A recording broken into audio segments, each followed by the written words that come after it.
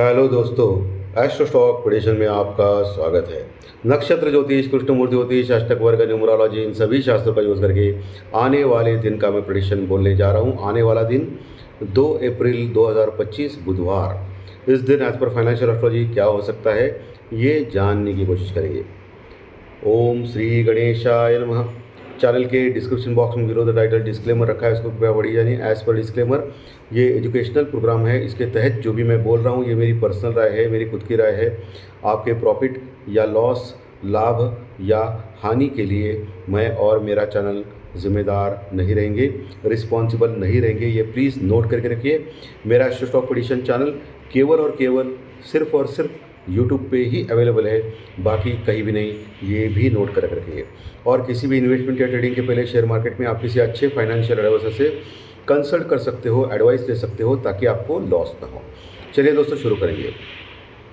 दोस्तों, आज सुबह 7 बजे जो मैं प्री मार्केट रिपोर्ट प्रस्तुत करता हूँ हर ट्रेडिंग के दिन, उस समय मैंने आज सुबह 7 बजे, जिन्होंने वीडियो देखा नहीं है फिर से देख सकते हैं, मैंने एक हेजिंग की स्ट्रैटेजी बताई थी आप लोगों को, और आपको आज मूवमेंट कैसा कर सकता है मार्केट, इसके बारे में भी बोला था। आपको मैंने बोला था, जैसे कि दिख रहा था कि 170 point, 170 point gap down open होने जा रहे थे हम लोग आज सुबह 9 सवा 9 बजे की बात कर रहा हूँ मैं, और एग्जैक्टली वही हो गए। 150 से 170 पॉइंट गैप डाउन, और लगभग 23,300 350 के आसपास पहुँचे। और मैंने आपको प्री मार्केट रिपोर्ट में बोला था कि 300 और 350, 23,300 350 बेहद मजबूत सपोर्ट है, इम्पोर्टेंट सपोर्ट है। वहाँ आपको देखना है 15-20 मिनट मार्केट में टिकता है या नहीं। अगर उसके नीचे गया तो फिर 200 का लेवल आ सकता है, लेकिन वही अगर रुक गया तो वहाँ से ज़बरदस्त बाउंस बैक आ सकता है। और आपको मैंने बोला था कि नीचे से बाउंस बैक आ सकता है मार्केट में, 300 350 जो होल्ड किया था, और वहाँ से बाउंस बैक ज़बरदस्त आ सकता है। आपको क्या करना है, ऊपर आने के बाद, अभी ऊपर कौन सा लेवल मैंने बोला था, रेजिस्टेंस रुकआउट का लेवल मैंने बोला था सुबह प्री मार्केट रिपोर्ट में, ऊपर का लेवल 23,500 550 बोला था। और वहाँ आपको देखना है कि रुकता है या नहीं, उसके आगे जाता है नहीं। अगर रुका नहीं तो वहाँ से फिर नीचे आएगा मार्केट, आपको प्रॉफिट बुक करके निकलना है 23,500 550 के बाद। आज देखिए 23,300 350 के पास से सपोर्ट लिया, स्टार्टिंग में बोल रहा हूँ मैं, एकदम स्टार्टिंग में बोल रहा हूँ मैं, आधे घंटे में 9:30 पौने 10 बजे तक। और वहाँ से मार्केट निगेटिव से टोटली पॉजिटिव आ गया था। नीचे से लगभग 200 पॉइंट की रैली आ गई मार्केट में, निफ्टी यानी मार्केट में। और निफ्टी ने हाई लगाया 23,565 का, और बैंक निफ्टी ने हाई लगाया 51,700 के आसपास का। ज़बरदस्त तेजी निफ्टी और बैंक निफ्टी में नीचे की ओर से। और जैसे कि मैंने आपको रजिस्टेंस रिकॉर्ड लेवल बोला था, उसके ऊपर गया नहीं, तो वहाँ आपने प्रॉफिट बुकिंग किया रहेगा, और वहाँ से आपको अच्छी ट्रेडिंग हेजिंग की स्ट्रैटेजी मिली।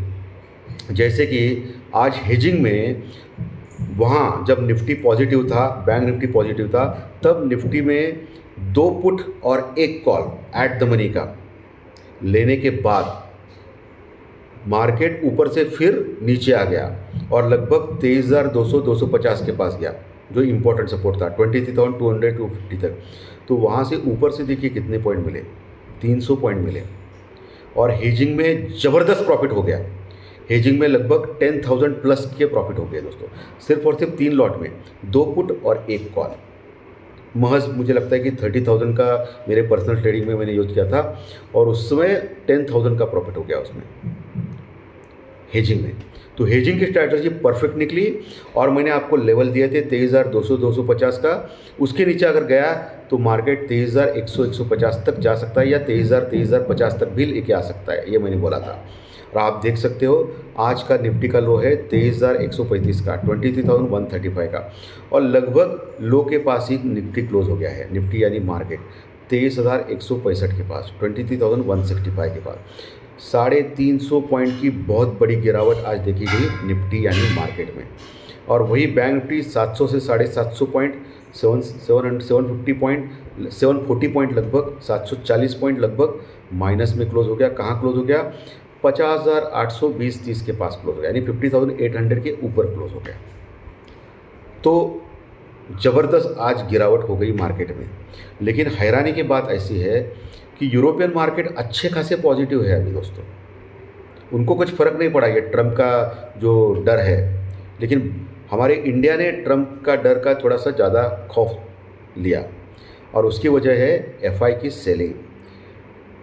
शुक्रवार के दिन आपने देखा था कि एफआई ने ज़बरदस्त सेलिंग की थी, लगभग 4,300 करोड़ के आसपास का माल, 4,250 करोड़ के आसपास का माल कैश में सेल किया था और ऑप्शन और फ्यूचर में भी ज़बरदस्त सेल किया था और महज सिर्फ 30% लॉन्ग पोजीशन पे थे वो इंडेक्स में।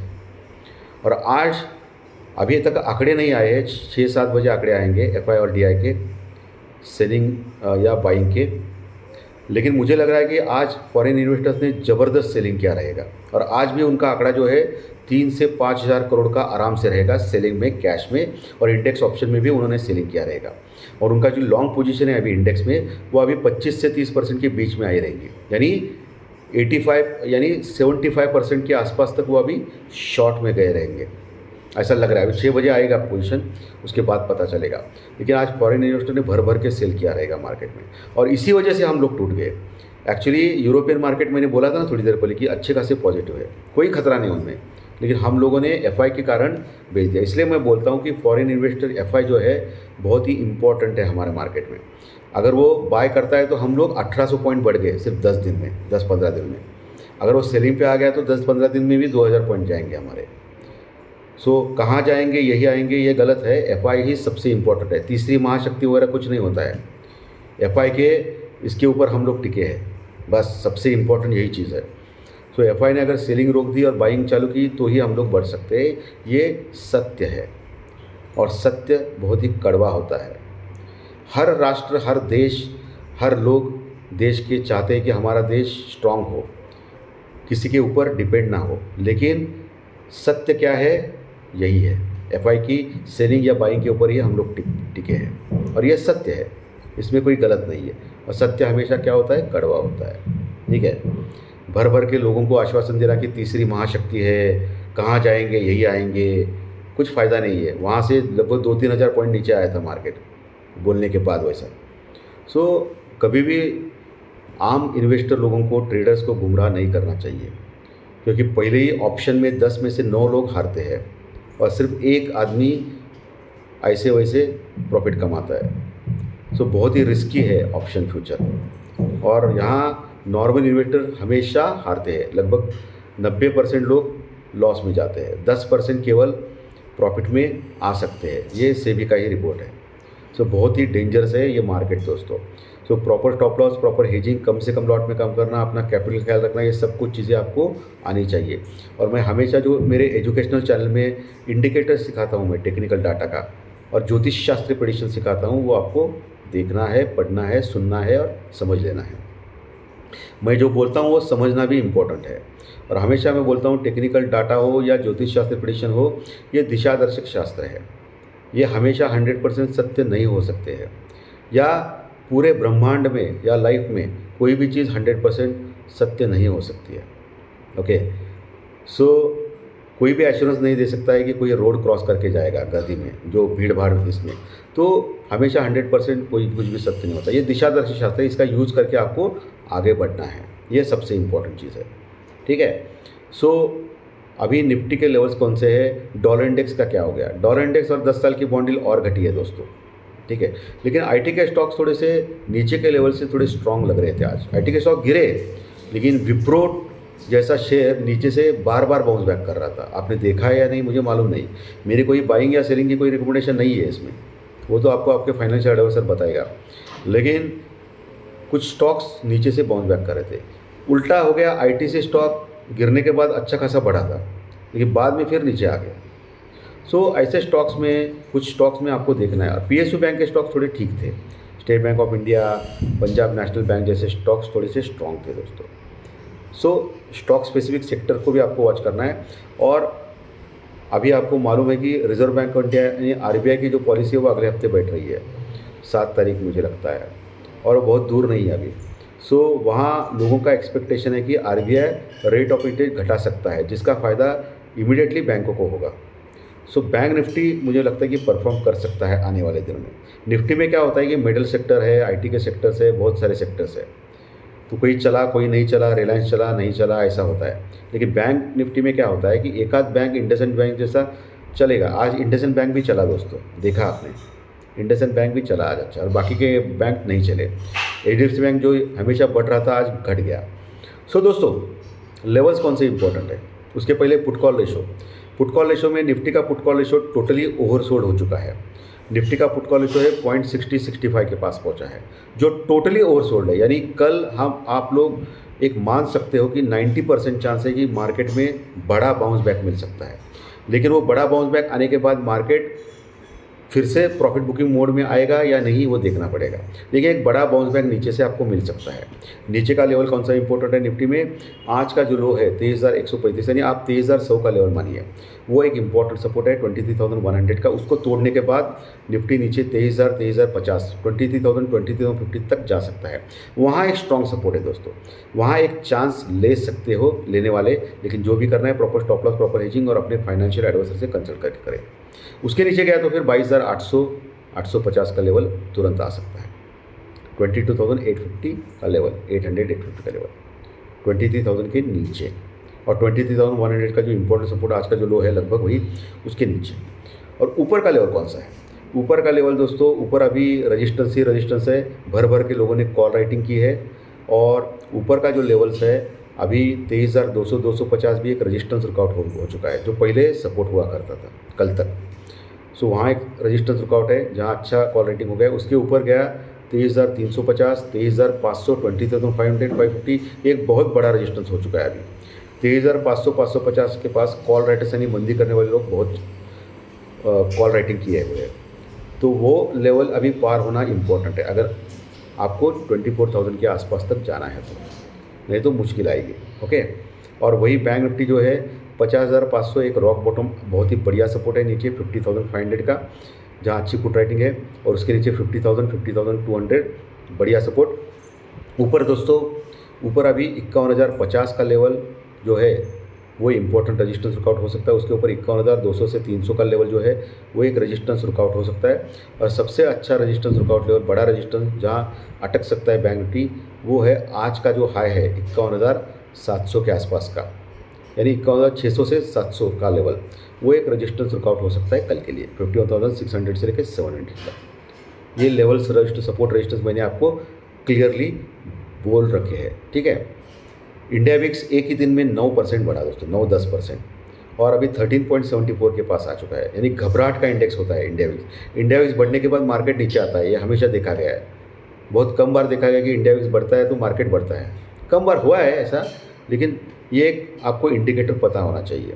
क्रूड ऑयल वही है, $74 के आसपास है, कुछ फ़र्क नहीं पड़ा है क्रूड ऑयल में, ज़्यादा कुछ फ़र्क नहीं पड़ा है दोस्तों। सो दोस्तों, ये लेवल सपोर्ट रेटिंग और बाकी के जो पैरामीटर्स है, पुट कॉल रेशो जो है वो सब कुछ मैंने बोला है। बैंक निफ्टी का पुट कॉल रेशो भी ओवरसोल्ड है, लेकिन 0.70-75 के पास है, निफ्टी से भी थोड़ा बेटर है, लेकिन निफ्टी का टोटली ओवरसोल्ड है। तो एक बाउंस बैक आ सकता है, लेकिन ऊपर से फिर प्रॉफिट बुकिंग आने के चांसेस ज़्यादा है। इंपॉर्टेंट जो रजिस्टेंस रुकआउट मैंने बोले हैं, वहाँ से फिर नीचे मार्केट आने के चांसेस ज़्यादा है दोस्तों। चलिए अभी ज्योतिष शास्त्री प्रेडिक्शन के ऊपर आते हैं। कल है 2 अप्रैल, 2 तारीख चंद्रमा का अंक है एज पर न्यूमरोलॉजी, और कल है बुधवार, और बुध ऑलरेडी वक्री है। बुध वक्री कब तक है, 6-7 तारीख तक है, 7 तारीख तक है। तो अभी वक्रत्व बुध का शेष है, उसके बाद वो मार्गी हो जाएगा। मीन राशि में बुध वक्री है, और बुध वक्री कब होता है तब अच्छा होता है, मीन राशि में वक्रत्व बुध राशि का बुध का अच्छा होता है।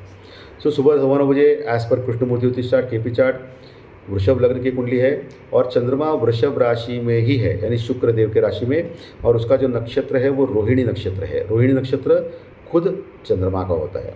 या चंद्रमा बृहस्पति गुरु एक साथ है, लेकिन खराब बात है कि शनिदेव की पूरी दृष्टि चंद्रमा के ऊपर पड़ी है, ये खराब बात है, सबसे खराब बात यही है दोस्तों। और चंद्रमा के धन भाव में मंगल बैठे हैं पुनर्वसु नक्षत्र में, मिथुन राशि में, और ये शत्रु के राशि में बैठे हैं। नक्षत्र और केतुदेव की पूरी दृष्टि चंद्रमा के ऊपर पड़ रही है, नवपंचम दृष्टि। नक्षत्र सब लॉर्ड यानी उपनक्षत्र स्वामी एज पर केपी चार्ट, उसके योग नक्षत्र लॉर्ड और चंद्रमा के साथ देखने के बाद अष्टक वर्ग के पॉइंट कैलकुलेट करने के बाद मुझे लग रहा है कल का दिन, कल का मार्केट पॉजिटिव या तेजी भरा हो सकता है, ये मेरा अनुमान है, प्रिडिक्शन है। लेकिन ज़्यादा से ज़्यादा कोशिश करें नीचे इंपॉर्टेंट सपोर्ट के पास ले, और ऊपर अभी मार्केट थोड़ा सा ख़राब हो चुका है टेक्निकल चार्ट के ऊपर, तो ऊपर इंपॉर्टेंट रेजिस्टेंस के पास बेच के निकल जाए प्रॉफिट बुक करके। लेकिन मुझे लगता है कि पॉजिटिविटी या तेज़ी ज़्यादा हो सकती है कल के मार्केट में। ये मेरा अनुमान है, प्रिडिक्शन है, ये ध्यान में रखें। चलिए अभी चंद्र राशि के अनुसार आपका कल का दिन कैसा जा सकता है इसके बारे में डिस्कस करेंगे। दोस्तों, जिनकी चंद्र राशि मेष राशि है उनको मिक्स जा सकता है। वृषभ को अच्छा, मिथुन को अच्छा, कर्क को खराब, सिंह को खराब, कन्या को अच्छा, तुला को अच्छा, वृश्चिक को खराब, धनु को खराब, मकर को अच्छा जा सकता है, कुंभ राशि को भी अच्छा जा सकता है और मीन राशि को खराब जा सकता है। तुला राशि को भी अच्छा जा सकता है, ये ध्यान में रखना है। ठीक है, चलिए अभी अंकशास्त्र, और ये मैक्सिमम 80% तक सही मानना है क्योंकि आपकी खुद की जन्म कुंडली इंपॉर्टेंट होती है। चलिए अभी अंकशास्त्र यानी न्यूमरोलॉजी यानी संख्या शास्त्र यानी आपकी डेट ऑफ बर्थ, आपकी जन्म तारीख के अनुसार आपका कल का दिन कैसा जा सकता है इसके बारे में डिस्कस करेंगे। दोस्तों, जिनकी डेट ऑफ बर्थ यानी जन्म तारीख 1 तारीख है, 10 तारीख है, 19 तारीख है या 28 तारीख है उनको अच्छा जा सकता है। जिनकी डेट ऑफ बर्थ 2, 11, 20, 29 ये डेट से उनको अच्छा जा सकता है। 3, 12, 21, 30 डेट वालों को भी अच्छा जा सकता है। जिनकी डेट ऑफ बर्थ 4 तारीख, 13 तारीख, 22 तारीख या 31 तारीख ये डेट्स है उनको खराब जा सकता है। 5, 14, 23 डेट वालों को भी अच्छा जा सकता है। 6, 15, 24 डेट वालों को खराब जा सकता है। 7, 16, 25 डेट वालों को अच्छा जा सकता है। 8, 17, 26 डेट वालों को खराब जा सकता है। 9, 18, 27 जिनकी डेट ऑफ बर्थ है उनको भी अच्छा जा सकता है। अच्छे रिजल्ट के लिए चंद्र राशि के रिजल्ट और डेट ऑफ बर्थ के रिजल्ट आपके दोनों एक साथ लेके आइए। दोनों अच्छे है तो अच्छा, दोनों खराब हो तो खराब, एक अच्छा है खराब हो तो मिक्स जा सकता है। जाने वाला ऐसी कोई भी गारंटी चैनल के ऊपर नहीं मिलती है भाई। तो आज का सेशन अच्छा लगा तो लाइक दबाइए, कमेंट बॉक्स में कमेंट लिखिए और जो नए दर्शक पहली बार चैनल देख रहे हैं वो सब्सक्राइब बटन जरूर दबाएं ताकि आपको आने वाले सभी वीडियो इसी चैनल के ऊपर सिर्फ और सिर्फ यूट्यूब के ऊपर जरूर देखने मिले। धन्यवाद, फिर मिलेंगे कल सुबह प्री मार्केट रिपोर्ट में 7 बजे। Thank you very much.